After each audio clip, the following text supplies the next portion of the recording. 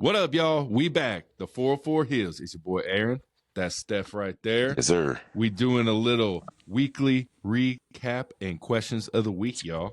We gonna start. We did a little smackdown on our Royal Rumble preview, so we're not gonna touch on that shit again. But we gonna start with Collision. How you feel about the show, big dog? A whole lot better show of Collision than it was the last couple of weeks, to be honest with you.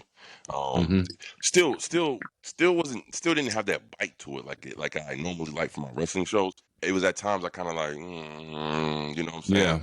Yeah. Let's see here. I love the Tony Storm promo. That shit was good promo. Well produced too. It was well produced. How they had the camera do a 360 after she was taking a bunch of shit. That was great. Who else they had on there? But the Adam Copeland, well, not Adam Copeland, the what they call it, the Mid-South street fight. Yeah, Mid-South Brawl or whatever it was. FTR versus Mox and Wheeler. Yeah, we got some thumbtacks. Then we had some pliers to your nostrils. Did you see that? Yeah. Oh yeah. Nostrils, bro. Like it was pretty good. They came out. FTR wasn't fucking around. They came out in some jeans, bro. Yeah, and you know what? That's one thing about street fights I really do miss. I remember that shit back in WCW where it was a street fight. They would come in like half wrestling gear and then there was some street clothes, and you know what I'm saying, and get down. That's dope. The other thing that was dope was I learned something new. I didn't even realize this. There was a commentary. It was like, so you see, you know, fighting all over the concession stands area and to the audience. He said one of the announcers, I think it was Excalibur or Tony Schiavone, he said that originated with Mid-South Wrestling. Had a street fight, a very first street fight that took it outside of the ring. And then all of a sudden, you know, now we're getting this all the time. So I think that was a good little history lesson. I didn't even know. I never was even aware of that. You know what I mean? So that was pretty good. I'm always a fan of a street fight, for sure. We get the single debut of that big ass woman, Meghan Bain. Yeah. She big. Yeah. I wonder what they're gonna do with her, bro, because she's somebody you could put the rocket on too. She has the look, she has the gimmick. She's the Wonder Woman's princess / Amazon Xena Warrior princess type. Oh, were you remember that shit? Xena Warrior princess, bro. Xena Warrior princess, bro, and Hercules back to back, baby. That was the Sunday shit right there. Hercules. That was the lineup. I remember they crossed over. Yeah, they did, but they did do like crossover shows, bro. First crossovers, hell yeah, bro. But I think she's gonna be good. Who would you like to see her match up against in AEW? Like, what we think her first feud should be? First feud, maybe like a Statlander. I was thinking about Statlander. Yeah, Statlander. I like to see her against Willow. I think Willow that'll be a nice match. Hook her up against Queen Aminata. Bro, I like her. I really like her. I didn't know the crowd was going to respond to her the way they did, but that's dope. All the people around me were saying she needs to be featured more. She does. She's I mean, you know, she's still new in the game. She's only been wrestling for 2.5 years, I think. So she's still kind of new, but yeah, they do. She's good. She put on a hell of a match. I could see. I don't know where she went. It's like after that one little incident with Mercedes Moné, she's nowhere to be found. But I thought Camille was going to be someone who was going to be a presence. I don't know where she's at. I haven't seen. Maybe she's hurt. Maybe she's hurt. Oh, you think so? Well, maybe that's the only explanation for it. I don't know, but yeah, Meghan Bain, feeling her. Apparently, she has a fan following. She was at what GW. I forget. I can't remember which one. Yeah. But so Meghan Bain. You know what I'm saying? I like that name too. That's a dope name. We get the debut of Mercedes Moné 2.0. We get that debut. She's better on the mic. Oh, that's crazy, bro. That's crazy. The voice behind 2.0 is Harley Cameron. She gets her first win in AEW on AEW Collision. That's dope. They need to push her. She is like, but do you see what I'm saying? When I was like, bro, I think her and Chelsea Green need to be in a program together. Like I can, the mannerisms, their eyes, just how they inflect their emotion through their face, and she's funny. She's very talented, bro. Like that shit was very talented. That shit last night had me dying when she took the puppet off her hand. Just like this. They rolling with it though, man. They're keeping that puppet alive, man. The puppet's over. Yeah, Mercedes Moné 2.0. But she's a good ventriloquist. You know what I'm saying? You see how I'm like, yo, she's nice, and she does that shit back and forth. So I like Harley Cameron. Again, I like seeing new stars being developed. Like it seems like she's getting served up next to Mercedes Moné, though, for sure. That's what it seems like. She's gonna lose. She's gonna lose unless they throw a swerve like they've been doing. AEW is known to throw swerves. Unless the first match, of course, it's going to be a non-title match, right? What if she Okay. does a fluke win, like a roll-up or something like that, and she Okay, actually beats yeah. Mercedes Moné, the first one to beat? Maybe Camille comes back and interferes and lets Harley Cameron get her first win against Mercedes Moné. Hey, there we go. We were just talking about her. Shit. Boom. Here we go. Boom. That'll be nice. But overall, not a bad Collision. But the views in Collision not too good. They're going down. Yeah. Dynamite seems to be going up. Collision seems to be going down a little bit. Well, you got to remember, Collision went up against the Royal Rumble. That's true. It sure did. They went against the Royal Rumble, so they're gonna lose. You're gonna lose. Yeah. You're gonna lose. Yeah, I mean, it's the Royal Rumble. It's one of the big four. You're gonna lose on that every time. But again, a much better episode. You know what I mean? Yeah. So, hey, I was, I give the show a solid 7. Yeah. Out of 10. But like we do here, we watch both shows. It's pretty crazy how the world works these days. Right. You can watch both. It's crazy. We watch both. Hey, I mean, you can make time for both. Who knows? A couple of pro wrestling fans actually watch both pro wrestling promotions. Who would have thought that? You know what I mean? But then let's keep AEW. Let's talk about Dynamite. We was in the house. Yeah. We was in College Park. Yeah. What was it? I think it was like 3,000 people sold out. Yeah. It was sold out, bro.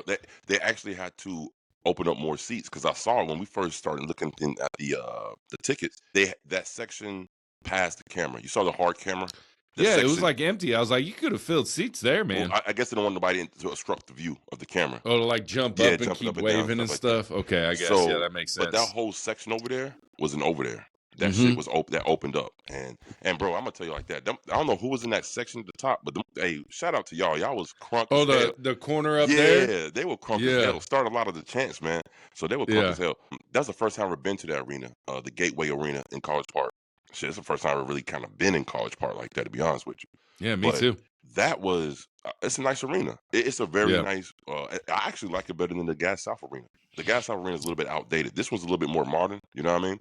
Great arena. It's only one bowl level. But again, the sound and the way it looks on TV, it made it look great. Like I saw some of Dynamite. I didn't finish it last night, but just a little bit I've seen. That shit look great. It's a great arena. So yes, AEW had to humble themselves and go to smaller arenas, which is better. And it works better. It looks better on TV. It sounds better on TV. It's just overall better. Yeah, it is. And then when you consistently sell out those, then you can move it up a little bit. Right. You know what I'm saying? Right. That was great. Let's see here. The show we get the man kicks off. Will Ospreay, bro. Whoa, wait, hold on. That's not even shit, the kickoff. The craziest kickoff, bro. I didn't even expect it, bro. And I'm so happy they didn't advertise half the show that we seen last night. That wasn't even advertised. But that was so dope how they kicked that show off, bro. Switchblade, Jay White outside, and all of a sudden it was just. Then the Death Riders come about. Then you have rated FTR. You know what I'm saying? They fighting all over the arena, man. I mean, what you think about your boy? I know Cope, my man Cope was here. Hey, the crowd was good. Cope. Bro, it was good until Jay White got on the mic and like made it better, like way better. I was like, oh no, I was like, why'd they let him talk? We should have just ended with Cope, and then it was good. It was on the high, and then Jay White starts talking. I was like, oh man, this guy should be in the feud. So I mean, they're both kind of in a feud with Mox right now. They're both in the feud, but we get the attack, and I kept yelling every time they were talking about fighting. I was like, do it tonight, do it tonight. I wanted, and then they just kept. I thought we were gonna get the tag match tonight, bro. I was like, are we gonna get this tag match tonight? Like a little teaser, maybe. I wanted them to do it tonight, man. I really did. So Pac's back. He's been kind of MIA for a little bit. Got his ass thrown to that damn LED board, crazy. That I cracked it. Like I was looking, I was like, he cracked the shit out of that shit. But the match that Jay White proposed is for February 15th. It's going to be him and Cope versus Moxley and Claudio. Yeah. No, I thought it was Wheeler. Maybe it was. I think Claudio. It's not Claudio. I don't think it's Wheeler.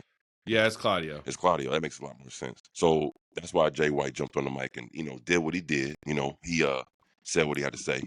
But yeah, that was a great opening. Then you follow that shit up with Will Ospreay versus Mark Davis. Here we both saying it's going to be Lance Archer. Nah, it's Mark Davis, one half of the United. Well, it was one third of the United Empire, which was Kyle Fletcher, Mark Davis. Mark Davis and Kyle Fletcher was a tag team called the Aussie Open. You know what I'm saying? And they teamed up with Will Ospreay to become the United Empire. Well, that was a swerve again. I wasn't expecting this guy to turn. Like, yeah, everybody said he sold out to go with the Don Callis family. You know what I'm saying? Great fucking match. Man, like, I don't know, bro. And then I was like, the wife was like, I don't know any songs to like sing along with, like their theme song. Like, I know it's just me. Oops. Right. Like, she's like, I know that. And then I was like, the only really one in AEW is Offspray. That's Right. really the only one you chant to when they're coming in, really, right? I can't think of any more. Shit, the Hurt Business. Yeah, we started that chant. We hurt people. Yeah. We started that, man. And then surprise, there's another. Well, let's stick to the surprise at the end of the Will Ospreay match that no one knew who was in the house. Okay. The GOAT, as some say, Kenny Omega. Kenny. And let me tell you, by God, Omega. The person sitting next to my wife, I think he was in tears when Kenny Omega came out. I think this man was in tears, bro.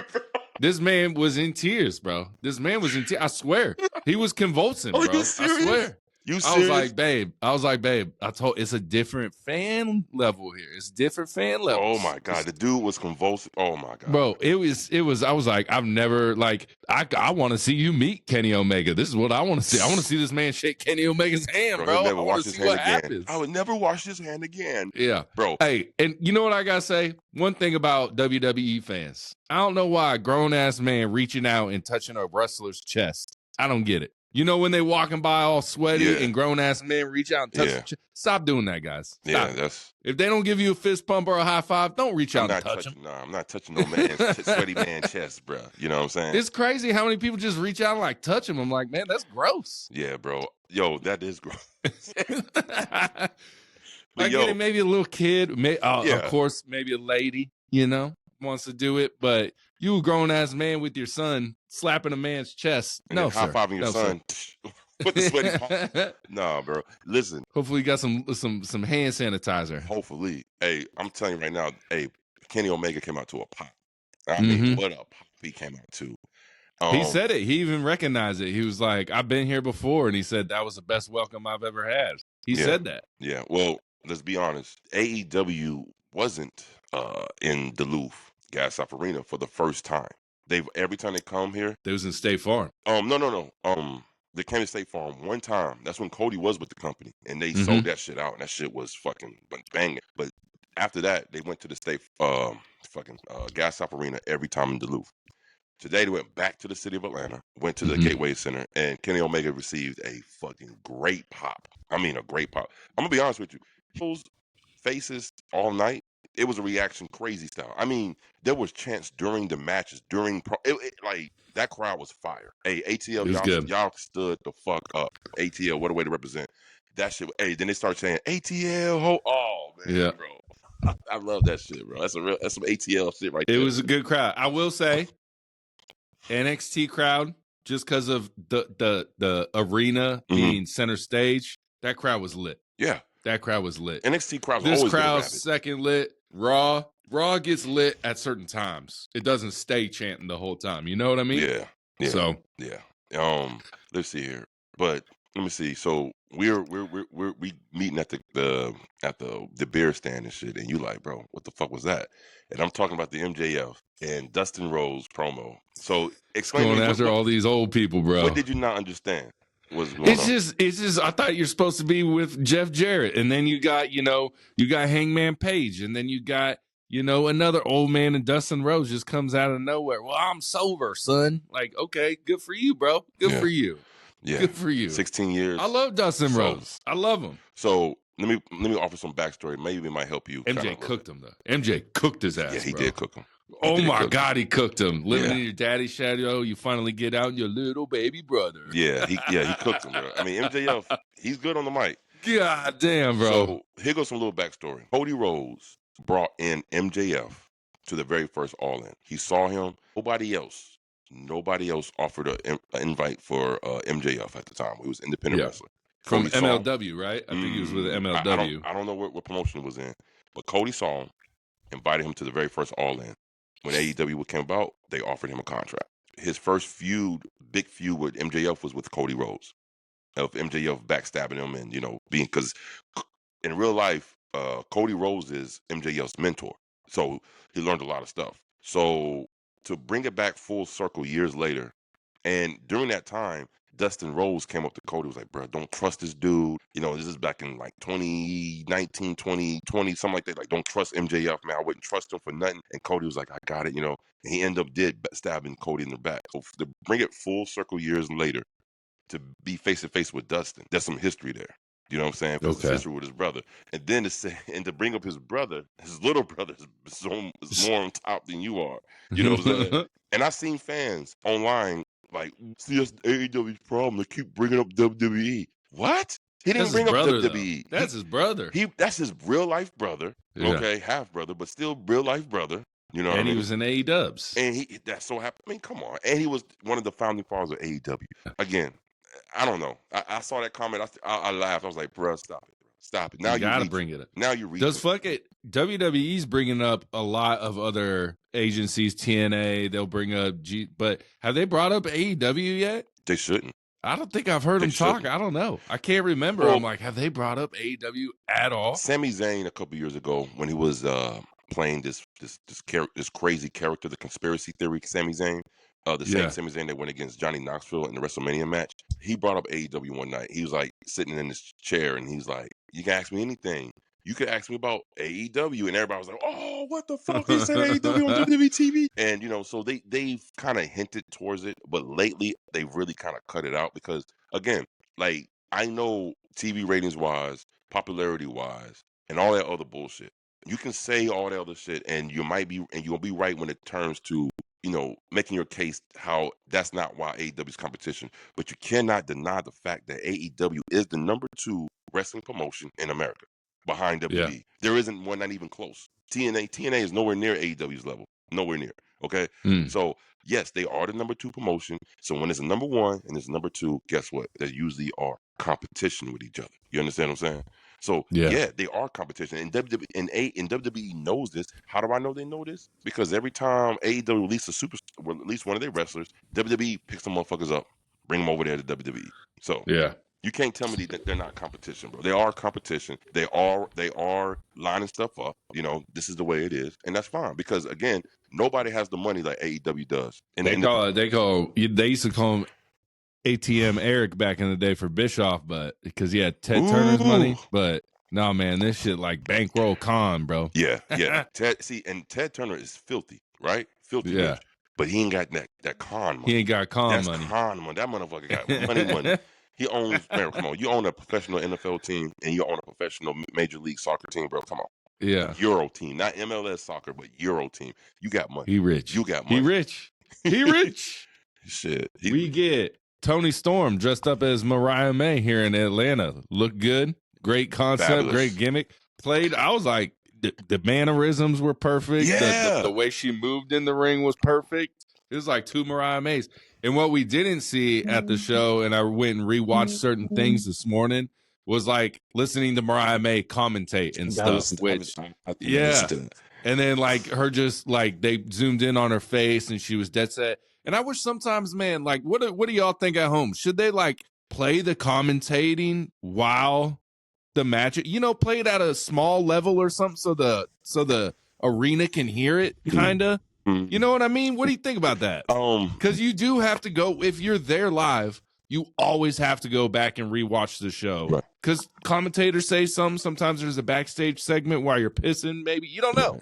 Right. But like, should there be some level of commentating that we get to hear in the stadium? I think I would like it. Just a soft, you know? You actually, my lady said this shit to me. Every time we go to a wrestling show, she say that shit. She'll say, I don't hear anybody commentating. I was like, babe, you're not going to hear anybody commentating because, and to me, I could see certain instances and certain points. Maybe they should do what WWE does at certain times before they kick off the show to have like Joe Tessitore and Wade Barrett like speak to the crowd or Raw. They're doing that a lot more now. They're doing a lot more already. Maybe they can do stars. Like that, but I don't want to hear commentating during the match. It takes away from the lore of the wrestling, bro. It takes away from maybe that. They should like. I mean, I don't even know if it does exist. Maybe have, you know. I guess I could just pull up the YouTube TV and have my headphones in. Yeah, I guess I could do that. You know, I seen the dude do it. He was next to us, and he had it streaming on Max. He had one AirPod in, And AirPod he in, was yeah. listening, you know what I'm saying? But he was more listening than watching on the phone. So he was listening more, you know what I'm saying? Yeah. He did say, he was like, oh, it's like a slight delay. And I was like, yeah, it's always going to be a slight delay, you know what I'm saying, with satellites and streaming stuff, you know what I mean? Yeah. I mean, there's ways to do it. I've seen people go, when I'm at the Hawks games, I've seen people listen to the Hawks radio on their ears and then watch the game. You know what I Yeah. mean? So, See, at basketball, I'm cool with it. I don't need the commentating right. because they're not really telling a Telling story. you You know what I'm stories, right. I saying? hear Like you. Yeah. baseball, I don't need it. Sometimes football, you miss it. Like football is so much better to watch on TV than it is there. Even though going I'm to the glad you games said is that. fun. I'm glad you Yeah. said that because I thought I was the only Football's one that so thought much that. better on TV, bro. It is. It is. I'm glad you So said much it. better. Wrestling's better depending on where your ticket is. Sometimes it can be worse. Right. Right. When me and Arnaldo were at the fucking in Tropicana Field, man, we were so far. It was we never looked at the ring. We was looking at the screen the whole time. Really? But we were so far away, bro. We were in the outfield. You know what I'm saying? Damn. It was a baseball stadium. It's too big. Man, look, I tell you like this. Like you again, the commentators do enhance the stories when you hear them, when you see them on TV. Mm-hmm. Again, I guess you're gonna have your storytelling. See, that's what I'm saying. That's why if you watch the AEW matches, majority of their storytelling is between the ropes. Like that match between Ospreay and Mark Davis, they told a great story. And what you know what the story that was? The story was they knew each other's moves. They knew each other's, and it showed a backstory history. It was a great story. It was the former partner turned against the fucking phenomenal, the aerial assassin superstar. That was the story, and that match played out very well because it wasn't a squash match. At certain times, I'm like, damn, Mark Davis might get Ospreay. What is going on here? Because he was putting it to him. So they told a great story in between the ropes. Every match that I saw that night, it was a story in between the ropes. It's sort of like shit. We got to talk about it on Raw. Ah man, that Sami Zayn and CM Punk match, fucking good. It was good. Fucking great. You understand what I'm saying? That shit had me like, hell fucking yeah. So we'll say that for Raw a little bit later, but I'm telling you, this was a great storyline. But yes, most of the stories in AEW is told between the ropes. So we get the Hurt Syndicate. We get a surprise too. We didn't even know either team was gonna be there. No. And the Bang Bang, they make the return, man. Yeah. The Bang Bang Gang, the Guns, Austin and Colton Guns made a return with their dope ass theme music. I love their fucking theme song, bro. Hurt Syndicate comes out. So again, this is why you want veteran champions to give the rub to the younger teams. It means a lot more. So imagine Private Party won the championships, right? And they came out there with Hurt Syndicate. I mean, not without Hurt Syndicate. Came out there like Hurt Syndicate, and then the Guns came up and approached them and challenged them. It as good as it might seem as future wise, but I'm talking about Blockbuster is not so big. So Blockbuster is the Hurt Syndicate and these up and coming the Guns, who actually was AEW Tag Team Champions, who's been on the shelf for a long time. They've been hurt. They're coming back. The first program they get into is with the Hurt Syndicate. And not only that, the Guns are coming back as baby faces. There was a heel tag team for so long, the Ass Boys. Now they come back as baby faces, bro. This is what I'm talking about. You need the veterans to give the rub to the younger lions. That's all it is. I mean, that's all NWO WCW did. They just gave the rub to all these younger talents. Even though they didn't put them over on WCW, but hey, when Jericho left to go to WCW, we know who Jericho was. I mean, he went to go to WWF. WWF at the time. Yeah, we know who Jericho was. Yeah. We knew who the Rascals was. You know what I'm saying? Chris Benoit, Dean Malenko, Perry Saturn. You know what I'm saying? We knew Rey Mysterio. We knew Eddie Guerrero. That's the fourth. Eddie Guerrero. We knew who they were. You knew who Rey Mysterio was. So I guarantee you, if the Private Party goes to WWE, people gonna know who the fuck they are because wrestling fans, they keep up with wrestling one way or another, whether it's through social media and don't watch the show, or they watch the show and they watch both, or is clips on YouTube. They keep up with it. Like again, one of the benefits of watching two promotions is when the fucking person comes from one promotion to another one, there's a surprise, there's an excitement because oh shit, that motherfucker came over. Okay. Yeah. So yeah, the Gun Club, aka the Ass Boys, they back. Yeah, they're coming back, bro. And they got no shot. They got no shot in hell of being Hurt Syndicate, but they back. How long is Hurt Syndicate hold on to these belts? I was thinking about that. I don't know. I don't know because you do want a payoff, right? If there's any team in AEW that's deserving to beat the Hurt Syndicate for them titles, you already know who that is, bro. The Outrunners. The Outrunners. Yeah, the Outrunners. Because if you ain't seen the Outrunners, you ain't seen nothing yet, bro. That's it. Those my boys, bro. I like those your boys. Bro. Those are again. I mean, maybe because I like '80s music, like yacht rock and old classic '80s shit. Like, you know what I'm saying? I love '80s music. That shit is dope. You know what I'm saying? I can get down with '80s shit, anytime. But that gimmick, the '80s gimmick, and I'm talking about they living that shit to full. When you see them come out to the ring, the whole camera turns like some VHS, like old school shit. Perfect shit. I know who's gonna beat them. Who you got? The Young Bucks? The Young Bucks, son. Damn. They gonna come back and be like, y'all was good placeholders while we gone. AEW is our company, not you, ex-WWE people. Yeah. The Young Bucks, baby. You think they'll put on a good match? Hell yeah. The Young Bucks always put on great matches. You can hate them all you want, but their matches are banging. Yeah, I hate them. I don't like them. Yeah. They're like little dweebs, right? You just wanna they coming back for All In probably against. Yeah, let's put that in the book. Hurt Syndicate, Young Bucks, All In Texas. Now, the only reason why that sounds about right. The only reason why I have to kind of counteract that is because if Kenny Omega was involved with the Death Riders, I can definitely see the Young Bucks come back to aid Kenny Omega. What better way to stop someone who's trying to rebuild AEW than to have the people who started AEW fight them off? Okay. Yeah. And then you could have Kenny and the Young Bucks win the Triples Championships from Claudio, Pac, and Wheeler. Bro, okay, first of all, I got a question. What's up with this group that don't want to show championships? I haven't seen the World Heavyweight Championship or the Trios Championships on TV forever. Hey, man, that's what Cope said. Cope was like, bro, you got to take that bitch out the case, bro. Cope. You got to take it out the case. Cope. Boy Cope, man. People singing his song last night was crazy, bro. I almost ran up the stairs because I knew Mox was walking by. Once I saw him go up the stairs, then they turned left. I was like, he gonna walk by right here. I almost ran up there, but I just stood up and watched him walk by. Right. I was like, Claudio. Yeah, Claudio, bro. That's he's another one of my Cesaro, dudes. Baby. Cesaro. That's another one of my guys. But yeah, that I'm glad the Gun Club is back. And let's see what they do with the person. How we like that main event? Swerve versus Mr. Ricochet. You know what I call him? I call Ricochet the aerial psycho. Like, again, with his golden shears. The golden shears. Oos.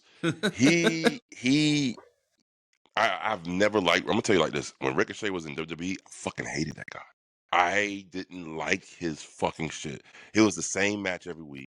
And I knew he was gonna lose every time. You know what I'm saying? Yeah. He lost a lot. When he was one of the dudes when his song would come on, I didn't want and look, it may sound disrespectful, but it's just my opinion. You know what I'm saying? Yeah. He didn't have a lot of fans in WWE. Nah, man. I wasn't a fan. There's no way. I feel like his style didn't match. It didn't mesh well in WWE. But I promise you this, I have paid more attention to Ricochet in the last couple of months than I've ever have in his whole career, bro. And they're doing a great job of making this dude a hated villain. Bro, he got booed out the fucking building. His music hit, bro, they were booing the shit out of him, bro. Yeah. But yeah, Swerve and the main event, I thought it was a great main event. What a way to cap off. It was good.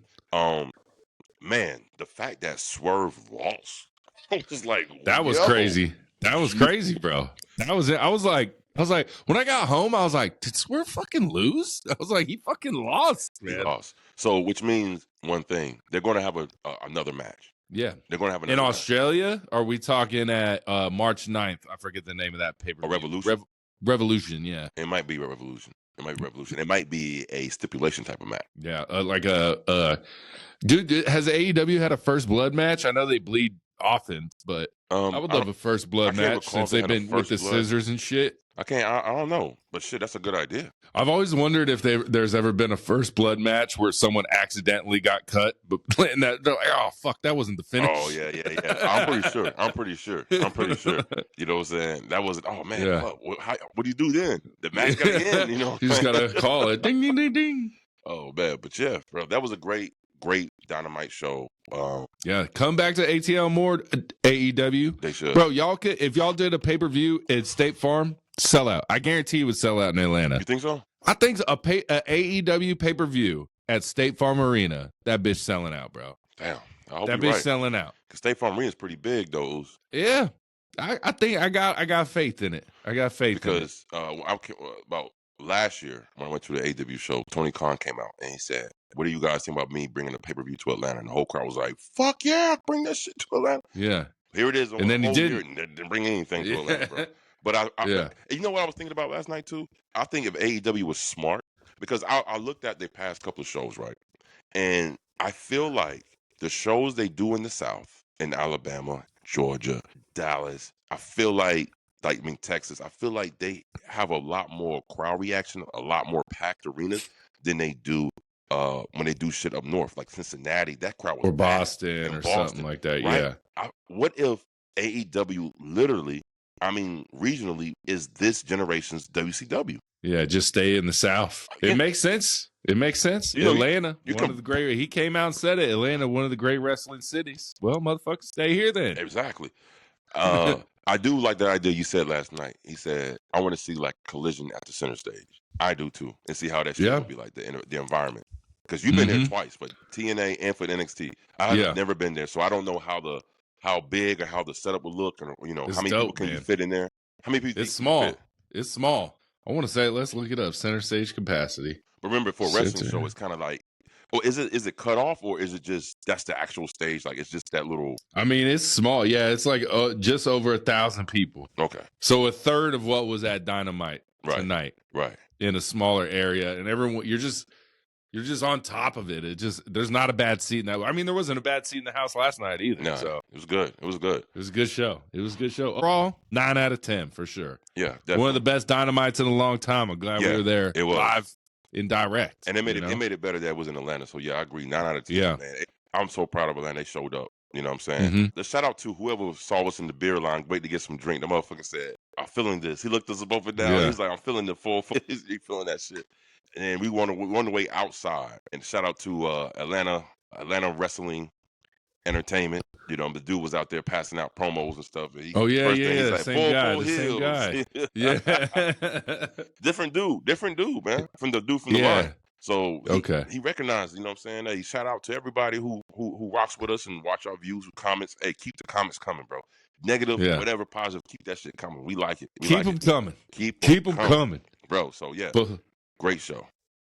let's go to Monday Night Raw. Let's get it. Well, you said the best Raw of the Netflix era. The best That's what Raw. you said. The best Raw. That's what you said. The best Raw. I'm gonna let you talk. I need to collect my thoughts real quick about Okay. Jey Uso. I'm gonna let you talk. What do you think about Jey Uso, Royal Rumble win, hate online, huge crowd pop? What do you got? Okay, so initially when he won the Rumble, I was more shocked than anything because that is so unlike WWE to do something out of the norm. They actually put a swerve like some AEW shit, bro. I wasn't expecting him to win the Rumble, but he won. Cool, bet. But again, I want to see where they take this to. Now, in my mind, I already know they're gonna let Gunther lose the title to him at WrestleMania. It's a given that Jay's about to win the title. Definitely after what the fuck I saw. Never in the history of me watching pro wrestling have I ever seen. See, I get goosebumps just thinking about it right now, bro.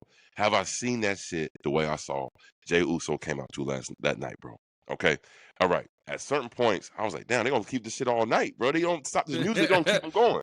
But He then, said one more time. bro, that was the fucking dopest shit. That motherfucker said, "Oh, he went back with a great."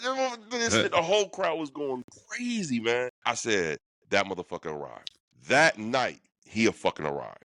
When they did that, he literally fucking arrived to be, yeah, I'm here. I'm here. I'm right here. I ain't going nowhere. Yeah, he arrived. Jey Uso's arrived. Now, as far as him and his ring set and his moves and all that type of other shit, I mean, shit. I mean, if you think about it, he fits the mold of what WWE looks for in one of their top stars. Think about it. Who was a top star for the longest? John Cena. John Cena didn't have that many moves. Who was that? Who was their biggest top star before that in the 80s? Hulk Hogan. He didn't have that many moves. So think about it. He had a fits leg the drop. mold of popularity, merch, entertainment wise, and just he just has that it factor about him. Yep. He has to rub. And let me tell people this. People who say, "Oh, Jey Uso is an overnight success." Nah. It took this man 4 years to get where he's at right now. Ever since the bloodline, ever since when Jimmy, and it all started when Jimmy got hurt, and he told you on his promo lap on Monday, he was scared. He know what to do. Mhm. And then on top of everything, if motherfuckers wasn't feeling Jey like that, bro, how can you not feel when a grown man crying on TV, bro? Those are real tears. That motherfucker, he barely could talk. You know what I'm saying? You know what I'm saying? He was doing one of them. You know what I mean? He was emotional as hell, and that shit translated through the fucking TV. And see, and again, this is what WWE loves to do. They want to make you feel. They want to make you feel for whoever. Like that's why they indulge so much into the dramatics of WWE. If you pay attention to both companies, AEW is not as dramatic as WWE. WWE is very dramatic because they want you to feel the story. They want you to feel that shit right here in your chest. Mhm. Holy shit! But yeah, Jey Uso has arrived, and he's going to beat Gunther. He's going to beat him. Like, there is no question about that, bro. No doubt. I will be very surprised and shocked if he doesn't. If he goes to WrestleMania and loses, bro, I'm gonna be like, what are they doing now? What's going on? So he's going to beat Gunther. That shit was so fucking crazy. Cleveland, y'all showed out for Jey Uso that night, man. That shit was fucking bananas, Uso. So Fire. yeah. But the hate online, you motherfuckers, you guys are lying. There's like 10 of y'all lying. Everyone loves this man, Jey Uso, y'all. Everyone. I don't give a fuck what you say. Listen, it's a typical WWE fan, and it ain't me. I'm a huge WWE fan, but this motherfucker, these guys get so mad. You want something so bad, and then when they get it, you're pissed off. Right. Cody Rhodes, all the time. All we did was cheer for Cody Rhodes. He gets the belt, and all you do is bitch. That's all you do. Jey Uso didn't win King of the Ring. You were mad. Didn't win Money in the Bank. He was everyone wanted him to win Money in the Bank. Drew McIntyre wins. You're pissed Jey didn't. Why ain't you giving Jey the shot? Jey finally wins the Royal Rumble, and you're fucking pissed about it. Yeah. He finally gets a chance at gold again. Pissed about it. He lost that Saturday Night Main Event a week before the Royal Rumble, and you were upset that he didn't win the belt. But then he wins another chance at the belt, and you're upset? That makes no sense. Right. No sense. See, I think well, what it is I think Jesus. They are so fixated, and trust me, and me being a pro wrestling number one, then story two for me, I can understand what they're talking about, but then you have to realize what company we're speaking about. They keep saying Jey Uso moveset, this and this. Yeah, this is true. He doesn't have a lot of moves, and his matches aren't the best matches to watch from bell to bell. Let's keep it a buck. But he has the tangibles, what WWE looks for a star. So whether you like it or not, he's going to be pushed to the fucking. They put the rocket on his back. Whether you like it or not. So you either accept it and watch or don't watch. That's all I can say, because he ain't going nowhere, and he ain't going nowhere. He ain't slowing down no time soon. This is about to be Yeet Mania, and all the way up into WrestleMania. You can believe that. You think what happened on Monday night in Cleveland was going to be the first time? Nah. Wait till we come up next week. They're gonna run 10-minute fucking intro for his ass, bro. I just think it's crazy how different the WWE fandom speaks online compared to when you're actually at the stadium. Let's talk about it, bro. It's totally different. Let's talk about it. Cody Rhodes is the worst champion of all time. Cody Rhodes shirts selling off the fucking deck. Every time music hits, everyone's singing. Everyone loves his promos. Everyone loves everything about Cody Rhodes live and direct. Online, all you hear is shit talk about Cody Rhodes. Same with Jey Uso now. He's falling in that same category. Everywhere you go, number one in merch sales, chanting, yeeting. Entrances take forever because we rocking with this man. You go online, look up Jey Uso, they're like, fuck this man. This man sucks. It's like, it's ridiculous. It is ridiculous. You know what it is, though, right? This is my theory. I think there is a pocket of pro wrestling fans, whether it's AEW, whether it's WWE, they don't give a fuck. They just going to hate. Just like that Dave Chappelle skit, Hater of the Year. Hate, bro. They're going to hate regardless. Like, I feel like this is what they do. They just turned off the Royal Rumble. They was fucking yeeting, bro, celebrating, cheering. Oh my God, it's so awesome. Jey Uso won. And then they go online and they read one article and they're like, you know what? I should hate Jey Uso. You know what? This guy does only, shut the fuck up, y'all. Yeah. This man is going to win the belt. It's going to be amazing. But there is a chance he doesn't win the belt because WrestleMania 39, bro, Cody Rhodes is winning that belt. And then he fucking lost that belt. So and we had to wait a whole nother year, yeah, bro. Yeah, you're right. So there is a chance, bro. Bro, if Jay gets shit on one more, he'd be getting shit on worse than the Street Profits, bro. You're right about that. And you know what? Now that you brought up a good point. Damn, you were all right. Damn, so it was like we all thought Cody was going to win that belt, right? You would have put a life savings on that motherfucker, and he bro. didn't. So they might do something like that again, but I highly doubt if they do, because I don't think Jay, who knows? Even if let's say if he does lose, right? The fan base might even grow even more rabid. Like, that's fucking bullshit. And then that's probably what they want. I'm saying. That's what Triple H should be like. I thought y'all wanted him to lose, motherfuckers. But yeah, online versus stadium crowds. Why is it like that? Why we get way a different, bro? Way narrative online than we do when we get into the arenas? Why is that? I don't know. Like I said, I think it's a small pocket of wrestling fans that just want to hate on every fucking thing. You know what I'm saying? Yeah. Which is, hey, it's a prerogative. You can do what you want to do. It's wrestling. You know what I mean? But again, some of the stuff is not justified. And I honestly believe that people don't even know what the fuck they're watching. And I'm going to say this like this, because Jey Uso never, ever once told himself to be a technical wrestler. Jey Uso never once told himself to be a luchador, a high flyer, he is a showman. That is a style of wrestling, if you don't know, showman style wrestling. And that's all he is. It's a showman. He's a showman. So yeah, his MO fits the style of wrestling that he does between those ropes.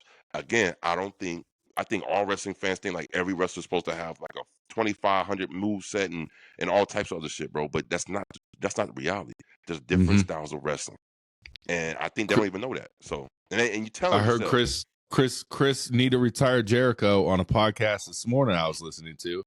And they asked him, what's the biggest difference between wrestling, 25 years ago and wrestling today? He's like, well, today's audience is like, they want that Will Ospreay type match, that Tokyo Dome main event banger. And he was like, 20 years ago, a lot less went a lot further than it does today. He's like, you didn't have to you told a story within the match type thing, he was saying. And he said nowadays the new wrestling fan is less story within the match, more spot after spot after spot after spot. Like, he's like, you're not going to, like, they'll say you'll have a great crowd reaction match and the crowd will be going crazy. But then online they'll be like, this is the worst match ever. They didn't do shit. And it's like, he's like, we did do shit. It just wasn't the spot fest that you're used to. So right. So I want to retire that word spot fest, because I don't like that shit. Because it's not a spot fest. It's what pro wrestling evolved into. And let me tell you this. I wanted to get your thoughts about this. I was going to say for Word on the Street, but it ties in what we're talking about. WWE Evolve. Did you see that? Did you hear about WWE Evolve? Oh yeah, with the even lower level people than NXT for the shot at NXT. Mark my words. I guarantee you that their wrestling style is going to be very similar. I mean, damn, it's going to be like AEW style. I guarantee you. I already saw some highlight clips. These motherfuckers are doing crazy shit, man. Really? I ain't seen shit. Yeah, they're trying to get motherfucking, what's it called? Seen, bro. And how you get seen, you ain't gonna do that by doing, a people's elbow. You know what I mean? Right. So the WWE is aware of this type of wrestling is dominating. Because think about it. Every promotion has this type of, they call it indie style wrestling, right? WWE don't really have that. WWE style of indie style wrestling is called NXT. I promise you, this about to come to the main show. And once it does, motherfuckers better watch out. Because with WWE's production value, how they know how to make stars, bigger stars than what they are, and then now you're going to put in these AEW type matches, motherfucker. That's what made the match against Sammy and CM Punk so good. That shit was physical. Very physical, hard hitting. It wasn't nothing soft. Everything landed, everything hit, everything connected. A couple of times I was like, this motherfucker, are they really fucking hitting each other? Like when they was kind of going at each other's face, I was like, I think that's real, bro. Yes. I think they kind of frustrated with each other right now, bro. Bro, that's what wrestling is. It's like Daniel Bryanson said, it's perfectly okay to hit another person hard in safe places. And that gives you the illusion. You know what I'm saying? If you pay attention, when they club each other in the back, they always hit around the shoulder blade area, never down the lower pipe, because you can hit that shit all day and it hurts. It hurt like a motherfucker, but it won't get you injured. You understand what I'm saying? So there are places when they chop you in the chest, that shit gonna hurt. You're gonna wall up, but you're not gonna get injured. Do you know what I'm saying? Yeah. So these things, again, this is what make pro wrestling a physical combat. Like, just let it be. All that Yeah. soft ass shit, bro. What was that I was watching, bro? And I was like, oh my god. Oh my god. Didn't even connect. It didn't even John Cena. It was in a Royal Rumble match. Your boy, he was there was exchanging hands with, I forgot who it was. The other dude swung at John Cena. John Cena, it didn't hit nowhere near John Cena. It did like this. And he was like, oh. I was like, man, come on. I hate when I see that. I hate that shit. You just got to blink, bro. You just got to blink real quick. Just blink. Just blink real quick. Oh man, but I like it should connect. Yeah. Because if you bring someone that's never watched wrestling and you're like, hey man, come on, watch this match with me, right? And they see some shit like that, they're gonna look at you like, this is why I don't watch this. Watch this. This is stupid. You know what I'm saying? And that makes you like, God damn. But they normally don't do that. They're normally hitting and shit. You know what I mean? But again, physicality is off the charts. WWE Evolve is gonna have a bunch of matches like AEW because WWE is smart enough, and I'm gonna say Triple H is smart enough to know like what they doing over there. They may not be WWE style, but they know that in the streets, in the wrestling streets, that's what everybody's doing right now. It's coming over. It's taking over slowly. What you call slowly. Spot Fest. Well, yeah. That Spot shit is Fest, exciting. baby. That shit is exciting, and that shit is fast paced, and that shit is what wrestling matches need nowadays. And that Sammy and CM Punk match was an elimination qualifier match. So we got John Cena, CM Punk, elimination chamber so far. The stories they're about to tell. It's going to be stacked in this damn elimination chamber. I got a feeling Roman Reigns might be another person who doesn't qualify that's also in the match. He might not have a match to qualify, but that motherfucker might be in that elimination chamber match. Do you think the storyline that they're telling about Roman Reigns being out indefinitely, do you think that's real? Or do you think that's a shoot? I or think do you they just want his return to be another massive return type thing. You know what I mean? They just want his return to be big again. You know? You think it's a work? Yeah, for sure. For sure. Well, I'm gonna be honest with you, bro. I think it's a fucking shoot. I think he really did get fucked up. I told you, we was watching the Rumble when Seth Rollins, not the one on the steps. They keep showing that, but they don't show the first one. The first one on the mat. He put all his weight on the back of that motherfucker's head, bro. I said, damn. I said, yo, he fucking crushed his skull. Literally. And that's his boy, too. That's his boy. I mean, in real life, his boy. Rollins fucked up. He botched his move, bro. Because I think he lost his balance because he put both feet on his head. It's like, It did look bad, bro. It looked bad. And Roman it looked bad. Was not the same, bro. Roman was so buck wild. His hair turned to an afro after He was walking out all like concussed, like. Bro, he was I think he did have a concussion. I think he did have a concussion, bro. But concussion, you'll be back in 2 weeks. You know what I'm saying? But he's still out, bro. Let the motherfucker put all their weight on the back of your head. Or even though it's a mat, your ass gonna be concussed too, bro. I'm so sorry, man. He got busted open too. His mouth was busted open, was bleeding too. He was. Hey, we Franklin. Get the other, huh? No, I'm talking about Franklin Rollins. Hey, man, stop messing up the franchise, bro. You Stop know hurting your friends, bro. That's your boy. That's your boy in real life. He said, I ain't want to be the one. He jumped on that. But we get someone that came out and tried to cut a babyface promo, and she might have got booed a little bit. She might have got booed a little bit, a lot of bit. And that girl is the nature girl, Charlotte Flair. How'd you feel about that? I'm not really digging how they're presenting her now. Oh, they didn't change her character, not at all. Well, this is what they're doing. They're using more colorful colors with this girl. If you look at her Titantron when she comes out, the graphic board, it used to be nothing but diamonds and blue, right? Yeah. Now it came out to be like this gold, glittery type of. You see how she has the yellow outfit on and shit. They're not. She's the same character, but I think they're trying to low key kind of peel her a little bit away from Flair, like her pops. They're trying to get her away from that image, trying to make her own thing, right? She started the promo as a babyface. It ended as a heel. Okay. She switched up pretty good though. She did. This what y'all want? This what y'all want? Yeah. Yeah. That's what we want. We want the heel Charlotte Flair. We don't want babyface Charlotte Flair. Come and think about it. We got too many baby faces as is. Yeah. And then who comes out? Whose company is it, bro? This is the passing of the torch right in front of us, bro. Because Charlotte's out there cutting. The fans ain't into it. We ain't happy she won the Rumble. We ain't liking it. And whose music hits? Mommy's. Rhea fucking Ripley. Stadium explodes, bro. It's gone. It's Rhea's division now. It's over.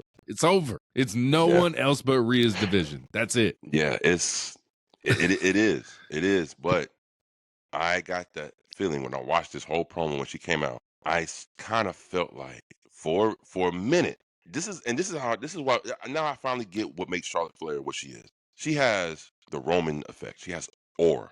She has this aura, but she has presence, right? Yeah. When Mommy came out next to her, bro, it made Mommy feel like this. No, bro. Let me tell you. why. I think it's the other way, bro. No. I'm gonna tell you why. Mommy definitely. Now, if this was the Eradicator Rhea Ripley, and she's been running roughshod through the division like she was supposed to be doing, you might have a point. But not Mommy fucking Rhea Ripley, the baby face Rhea Ripley coming out there, you know what I'm saying, doing all of this, and like that shit is corny as hell to me, bro. That shit corny. Yeah. And it showed when she went up against Charlotte Flair, like, hey, she needs to step her fucking. If she wants to be Charlotte Flair, Rhea, you need to get back to the Eradicator Rhea Ripley. I'm telling you, bro. No way, bro. We see opposite here, bro. It's her division. It's Rhea.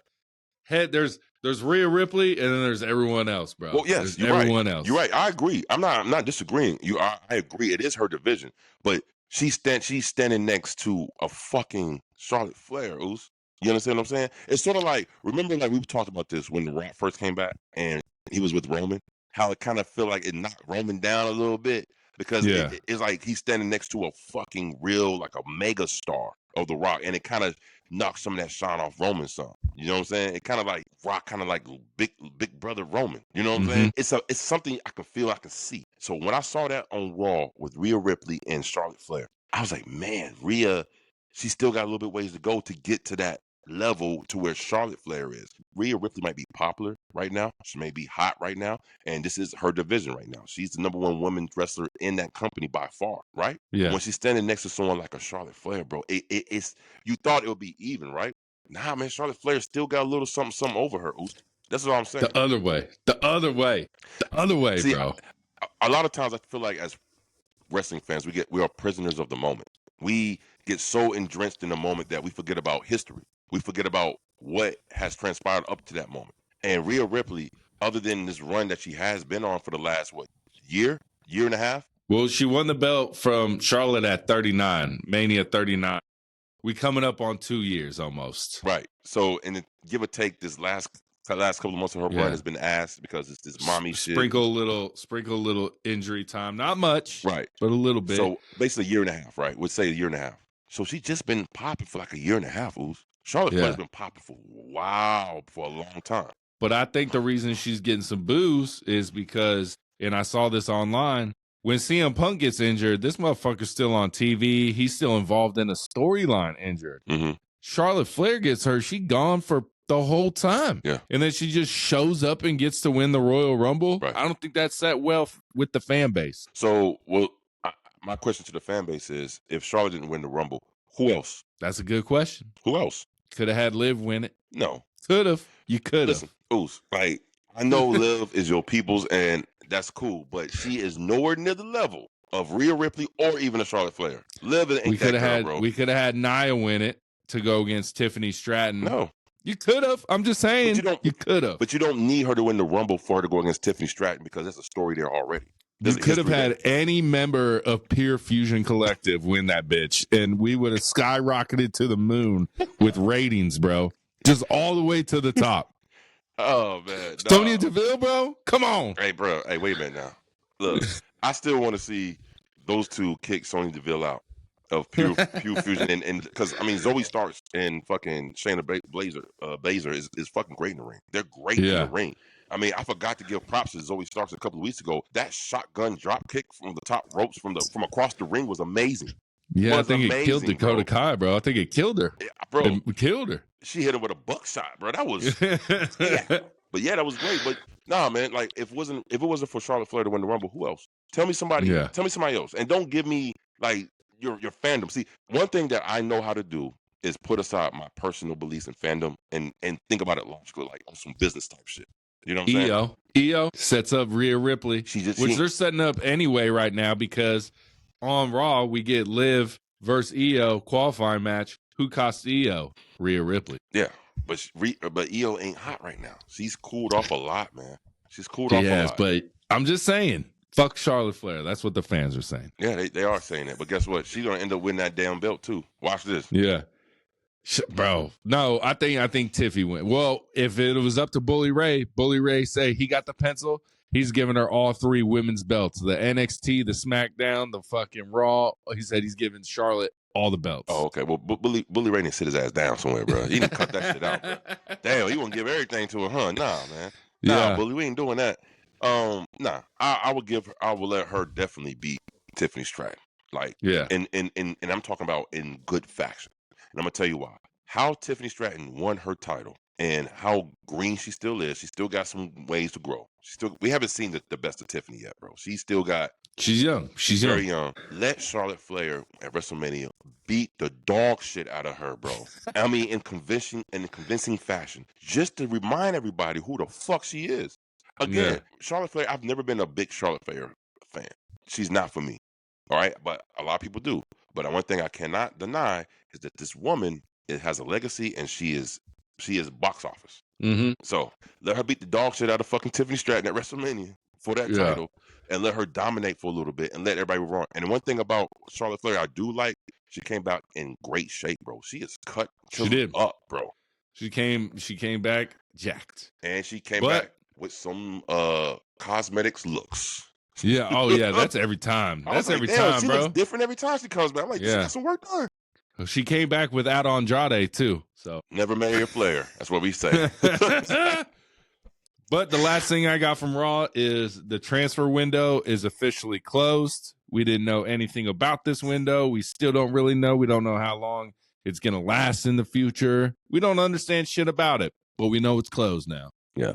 AJ Styles is on Raw. So yeah, there you go. So that's the last transfer, AJ Styles. So question is to you, are we getting a WWE draft? Yes. I'm gonna say after Mania, like usual. Okay. That draft. For sure. Netflix being involved with Raw the way they do. They gonna want some people. Who is gonna tell Netflix to calm their ass down? You can't have everybody, motherfucker, on this damn show. Who gonna tell them that? I mean, I guess Triple H and Nick Khan, I guess, bro. You gotta do something. USA is like, bro, man, come on, man. We need somebody. We need somebody over here, bro. Yeah. USA, why don't you take this damn SmackDown and put on Netflix as well? Yeah. Triple H like, don't tempt me, bro. He's like, don't fucking tempt me. Because we put on there. Raw fucking 9. Raw was a fucking 9 out of 10. The best Raw on Netflix since it came on Netflix, bro.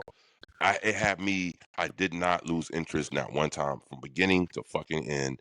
And we still didn't talk about the goddamn main event. I mean, Punk and Sami Zayn. When they see, and that's one thing about wrestling, whether it's AEW, whether it's WWE, they don't do a lot of it all the time. Just a simple lockup. Whatever fucking happened to the simple lockup? Now people start off the matches with kicking and punching and just you know what I mean? That's why just all out brawl. Yeah. Well, that's what Roman and Solo at Raw and Netflix started with a long lockup, bro. Yeah. They locked up for a good minute. Yeah. Test of strength, you know? I miss the old starting the match with the old hands. Who? You know? The hand grips. Oh, yeah. That right there. Up the sky. Test of strength. Then the heel always seen that in a while. Wow. You know what I'm saying? You stupid idiot. You think I'm going to do that? Yeah. But man, Hogan used to do that shit all the time. All the time. So, that was a great match. That, I knew CM Punk was going to win. We all knew this. But 100%. Sami Zayn put on a great showing. Yeah. Put on a great showing. And who did we see later on that night before all that happened? Who we see? Karrion Kross coming across again. Planting some more seeds. Planting some seeds, my guy. Let me ask you this. How long and when do they finally take the cuffs off Karrion Kross and let him just do his thing? They might not never. What? They might never do it. They might not never do it, bro. What you mean by that? They just might not. They just might keep him in this little role. You know what I'm saying? What do you think? He's going to be a world heavyweight champion? I don't see that anytime soon. Maybe a U.S. champion. No. He's main event material. He's not. Not yet. They don't see him that way, I don't think. We see him that way. We like him. They don't like him. And a whole other motherfuckers like him too. Trust me. From our clips, a lot of people like this shit, bro. I'm telling you. It seems like the APO's kind of gone. Good. Yeah. Karrion Kross, I swear to you on everything. Once he gets his chance at any kind of champion, whether it's the world heavyweight or the WWE, and he wins that shit, bro, that is a main event superstar. That's what it look like. He has to stack shit. I don't know. And he's good in the ring. His repertoire of suplexes is insane. He's good in the ring, Oos. Trust me. I know, but I don't think everyone sees that. I don't think the crowd will grow to him as much. I don't know. They need to change Karrion Kross, future superstar. Who knows? They need to change his music. They need to get rid of the AOP. They need get rid of the little bald man, Paul. Keep him as this sinister type of character who can bring out the evil in everybody. Keep him in these suits, looking fly and dapper. Keep him on camera very frequently. We can see his facial expressions, and you can see him. It's all in his eyes.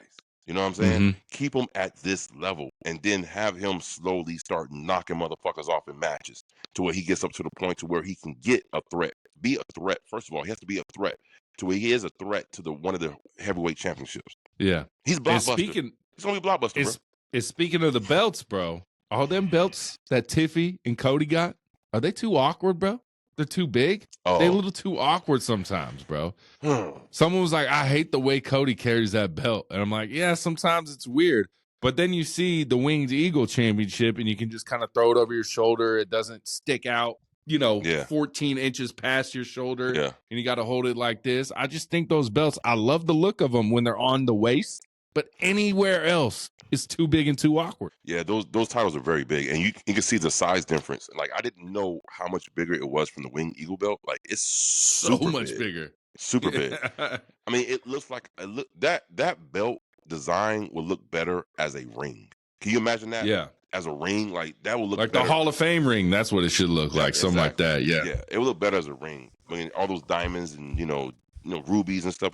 It's a dope looking title, but it's just it's too big. It is too big. Yeah, it is. On the waist, looks good. Everywhere else, stupid. But then again, AEW's title's fucking big too. So big. So that bitch is big too. So, yeah.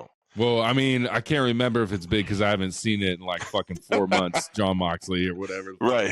I don't even remember what that bitch looks like. I forgot he had the belt, bro. Yeah. Shit. Sometimes I forget he is the world champion. Yeah. So, but yeah, it is a big belt. It's a big boy. Yeah. It's a big boy. So, and Tiffy, and she needs to use some extra muscle to bring that thing. Yeah, she's got like her hand like way out here. It's just too big sometimes. Yeah, man. And speaking, what other matches do you want to see at Elimination Chamber besides Elimination Chamber matches? What belts do you want to see on the line? Well, I want to see Braun. I want to see Braun Breaker. Braun Breaker versus who? Man, I don't know. Penta. That's a nice. Give me Penta, Braun Breaker, Elimination Chamber. That's a nice one. How about Profits versus DIY? Oh, that'd be good with the Profits winning. Machine Guns. It's gonna be a triple threat.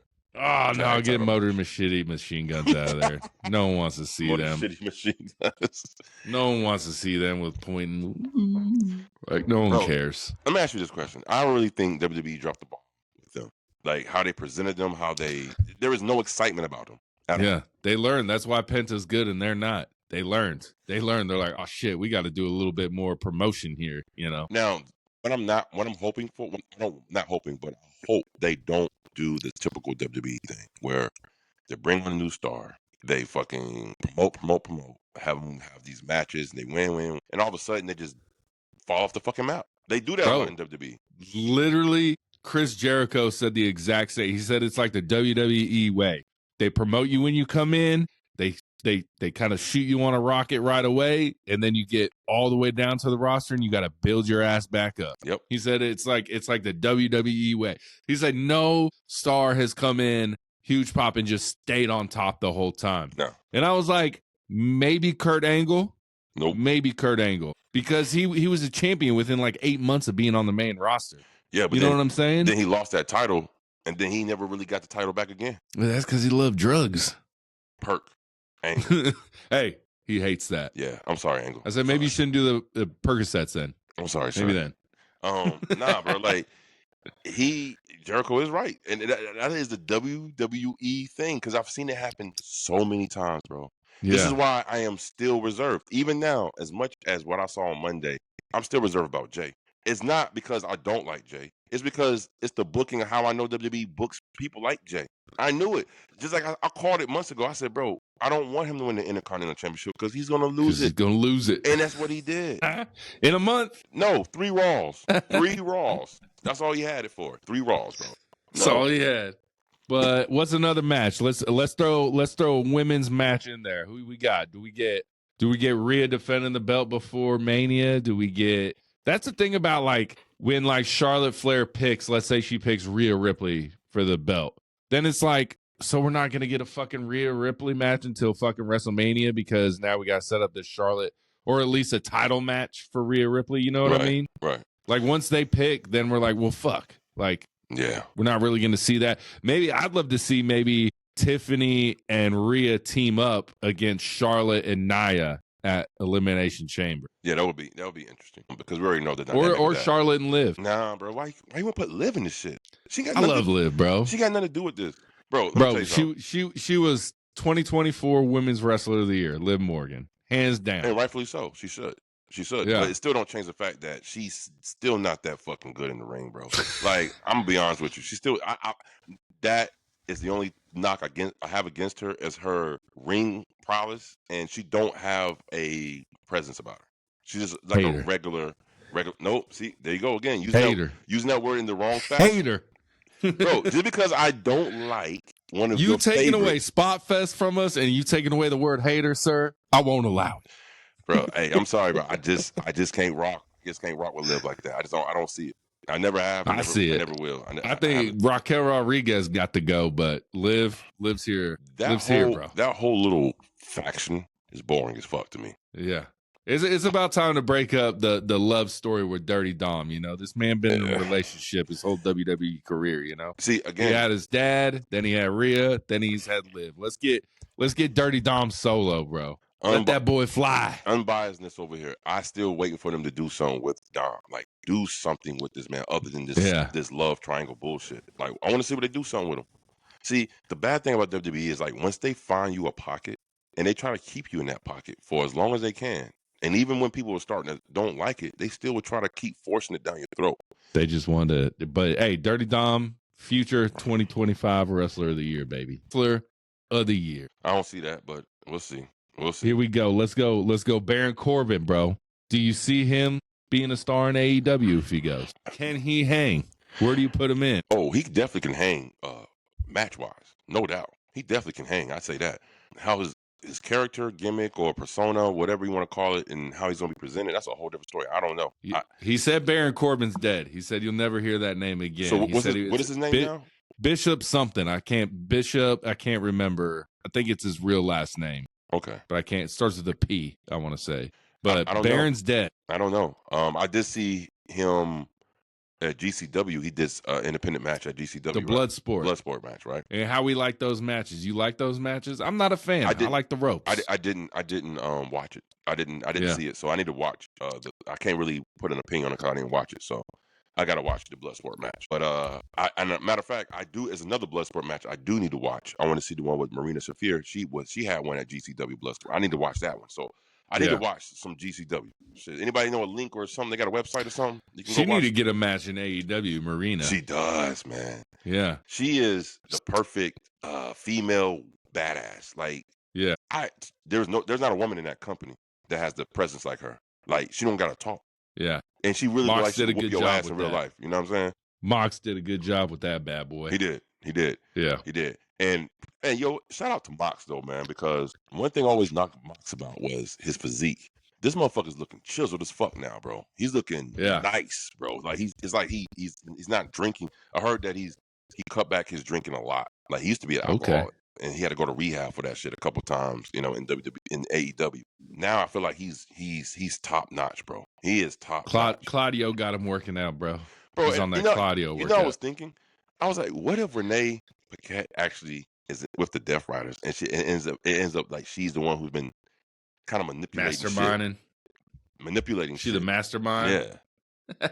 That should be crazy. All these, because she's the interviewer and stuff, right? What all the inside scoops? Because think about it. Every time someone interviews a person who's going against the Death Riders come out of nowhere and start attacking them. But it's always with Renee Paquette, the wife. She's the bait. It's always the fucking wife. It's always the wife. She's the bait. Could Renee Paquette be the bait for the Death Riders? Yeah, that draws people in. She lowers the defenses of everyone they're attacking. Like, what did we see last night? She was interviewing Jay White, and here they come. Here they come. God damn it. They got that tracker on the phone. That's why John Moxley knows where to go, bro. He's got that find a friend shit, bro. He's like, where my wife bro. at? Hey, fucking Big Bill, bro. That's a huge. I was looking at that dude last night. I was like, yo, that's a big motherfucker, bro. That's a big guy. That's a big fella. man. But yeah, I can't wait to see him and Powerhouse Hobbs have a match. Like, go at it. That's another monster versus seeming monster. intimate or immediate coming. Intimate. It'll be intimate, goddammit. I like that, man. That's all I got for questions. That's the weekly review, y'all. We'll be back. Check out Word on the Street every Thursday. We post this every Friday. Like, comment, subscribe, y'all. Peace. Deuce. I gotta stand up.